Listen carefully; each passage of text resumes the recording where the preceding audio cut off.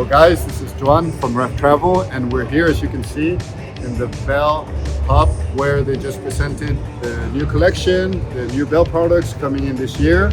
And for all of those of you who don't know, REVV, we have a partnership with the guys from Bell.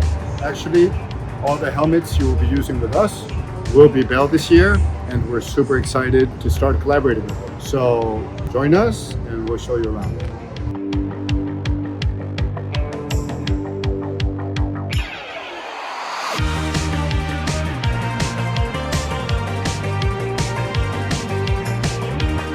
Okay guys, I'm here with Andrés, the Bell marketing lead in Europe.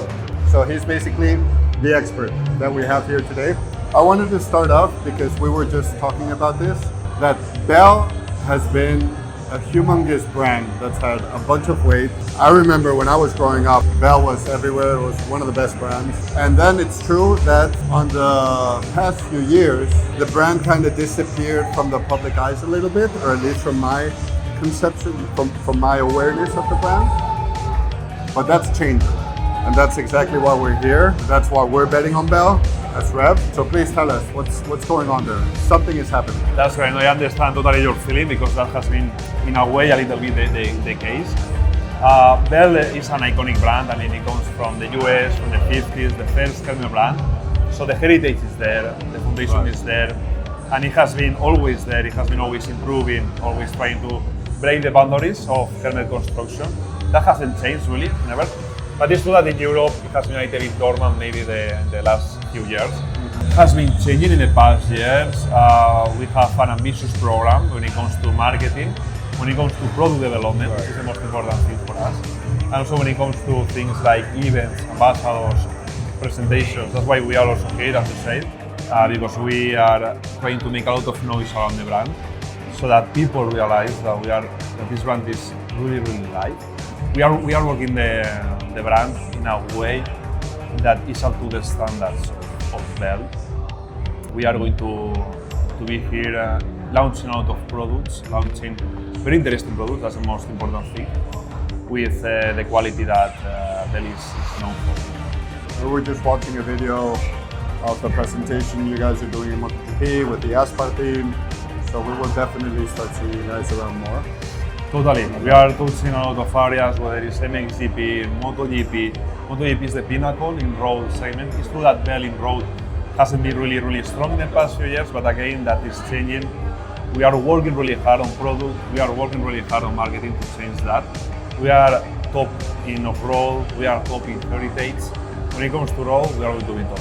That's actually why we're also betting at REVV to gear up all our riders with Bell helmets, because we know you guys are developing the product or pushing it. We're currently using the MX-9, if I'm not wrong, the adventure helmet. And to be honest, it feels great. You will let us know when you come and try the helmets, but I've been using it for a while now, and to be honest, the feeling is great. Said this, I would love you to tell the people watching, because sometimes the helmet, with our rentals and our tours, it's a bit delicate choosing the size, the fit. Is it too big? Is it too small? Is it going to hurt after a while? So what tip would you give to a client that's going to come and rent a helmet to feel like it's a good fit, like that's their size? I totally understand what you are saying. A helmet is a very personal, special thing, let's say. You really need to feel comfortable on it. You are going to ride for so many hours, especially in this kind of tours that you are doing. So you need to have something that is comfortable, that provides the safety that you want, especially if you are doing difficult terrains. So it's something that you really need to think about. You need to get straight from the start. When it comes to choosing a helmet, it's very important, of course. The brand, in this case, with the MX-9, you are getting a really good product when it comes to safety. You are getting something that is prepared for all terrains in a way. The ventilation is there, it's quite comfortable. So I will focus first on the fit. That's kind of the main thing that people need to realize. It's better if the fit is a little bit, let's say, tight at the beginning. Okay. That's not an issue.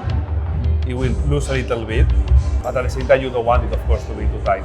So I think it's good that they check if they are not sure, maybe with you or someone from your team, because I'm sure that you have seen a lot of different cases. And Absolutely, especially if you're with MX9, you know who it is in different heads. Exactly. So in-person kind of advice is really, really helpful. Right. The main issue we find sometimes is that it's too tight. So this feeling, guys, it has to be a little tight, not super tight. Exactly. Why? Because after 3 or 4 hours riding, especially here, it gives a bunch of headaches, a tight helmet. After a while, like right in front of your head. Totally. Reality is though that what we do to prevent this from happening in case we're in the middle of Morocco and your head is hurting because the helmet is too tight, we always take a couple exercises, just so you know. So you're safe with us, but just make sure it's never too tight. I've heard these stories, people just not to compromise the safety, they have gone for a helmet that is too tight, and a complete stress experience. Yeah. Especially in these kind of long trips, as you are saying. It kills the experience. Yeah. And if it's too big, it's dangerous too, because we've had this too with clients. In the middle of a road, starting to go fast, it's too loose. It's not well tight from the bottom, which is very common. You know, we ride the GSs, the big bikes, the big BMW. Once, if you're riding quick and you go above the windshield, boom, the helmet can go all the way up. Super dangerous. That's happened. So make sure, guys, tie it properly here so it's tight, and make sure it's not too big because it can be dangerous. Like you can go blind in the middle of the road.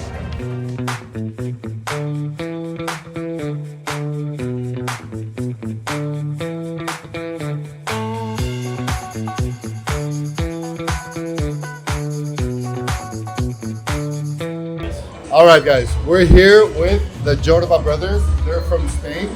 Okay, maybe you don't know them, but just so you know, they're all brothers, of course. That's why they're called the Jorba brothers. And they originally come actually from biking, from downhill mountain biking, if I'm not mistaken. And they've been evolving their content, their videos. I'll share with you guys their profiles so you can check them out. They've been evolving to motorcycles. Anything that has to do with motorcycles. It can be enduro, it can be classic bikes. I mean, we have their bikes right here. So yeah, I just wanted to present you guys to them. And just so you know, they just closed a collaboration with Bell. So if you guys want to present yourselves a little bit, what's your plan with it? Yeah, we are super happy to join the Bale family. We ride our old bikes, not just the new ones. We have fun with motocross bikes, enduro bikes, but also with the classic ones.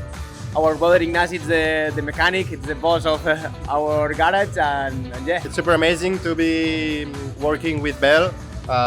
It's such a legendary brand, so it's an honor to be riding their helmets. As my brother said, we have this small workshop where I fix the classic bikes. So today we had to come here with the classic bikes and show them our Spanish motorcycles heritage. So it's super cool to mix it with Bell retro helmets and our bikes. And I think it's going to be a super nice collaboration. We ride bikes also, so motorbikes, but also some downhill bikes, BMX. So everything that has wheels, fun with us. Yeah, that's it, I think. No? Like, mountain biking, motorcycles, classic bikes, and just have fun. This is a little introduction. We've been talking, guys. These guys are hitting really hard all this classic bike vibe, which is really cool. We love it. You know, at REVV Travel, our bikes are BMWs, big new trail bikes. But we do have something coming up soon. We haven't made public yet. And I'm really trying to get these guys to join us. So really soon, we'll let you know what that is, what trip it is, and hopefully you'll see all of us together again really soon.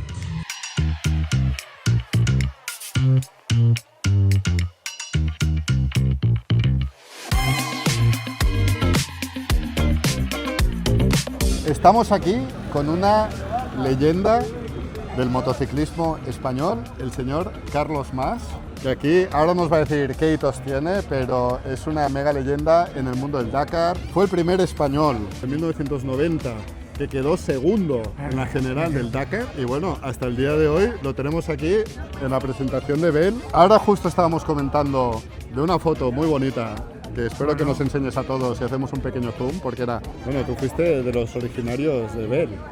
Bueno, a nivel del Dakar fui de los primeros pilotos que usamos la marca Bell, que era archiconocida dentro del mundo off-road, la conocíamos todos. Lo que pasa es que no había tenido implantación en Europa y entonces el importador español nos apoyó para el equipo que creamos con Camper, para el Radio Stream Camper, con Yamaha, y éramos los 3 pilotos que íbamos con los cascos Bell, el clásico Moto 2 creo que era. El Moto 2, que ahora es lo que llaman Moto 3, creo, ¿no? Que es como el nuevo diseño. Era el clásico, solo había uno off-road, evidentemente Bell era archiconocido en Estados Unidos. Claro. Por las revistas que veíamos de los pilotos americanos, sobre todo de motocross y las carreras de Big Track, pues un tal Kenny Roberts y todo esto, pues eran pilotos que iban con Bell. Pero bueno, entonces coincidió que montamos el equipo, el importador nos apoyó y bueno, yo creo que fue la primera vez que Bell estuvo en el Dakar. En el Dakar. Yo creo que sí. Buenos, en ese momento eran compactos, ligeros, claro, eran integrales de off-road que no se veía mucho porque no se llevaba el integral de off-road, era muy grande y este era perfecto. Claro, era el primer casco sólido, claro, iban con semi-integral, como quien dice, ¿no? Era un integral falso y muy voluminoso, este era... Claro. A mí me hace curiosidad lo que estabas comentando, porque justo lo estábamos hablando con el equipo de Bell, era como lo estabas escribiendo tú cuando eras un chaval. La mega marca americana que sabe lo que hace, ¿no? Y lo hace muy bien. Pero de repente desapareció un poquito y ahora están volviendo a activarla. ¿Tu sensación cuando primero escuchaste Bell era lo mismo? De decir, estos tíos que lo hacen súper bien y por fin lo tenemos aquí, o qué recuerdo tienes? Son otras épocas y entonces dependía mucho de los importadores para implementar las marcas en el mercado, ¿no? Lógicamente, Bell era una marca conocida y existía ya en Europa, había importadores de cada país y aquí en España pues empezó y bueno, tuvo una penetración poca porque creo que en aquel tiempo la gente no es que no lo conociese, a lo mejor por el precio, porque no había otro tipo de lanceres. Desapareció un poco a nivel español, pero ahora con la globalización todo esto ha cambiado. No tiene nada que ver ahora. Y aquí estamos. Y entonces, lógicamente, España, que bueno, pues eso ya te dice mucho para todo el mercado europeo, porque claro, lógicamente es un sitio, un país donde la moto está representada a todos los niveles, tenemos todos los campeonatos del mundo hemos conseguido, Dakares, off-road, velocidad, trial, todo. Y bueno, somos una nación que representa al mundo del motor al 100%, y evidentemente al mundo del BMX y de mountain bike, y ciclismo y de motos, de todo lo que tenga ruedas y un motor. Somos pioneros en todo.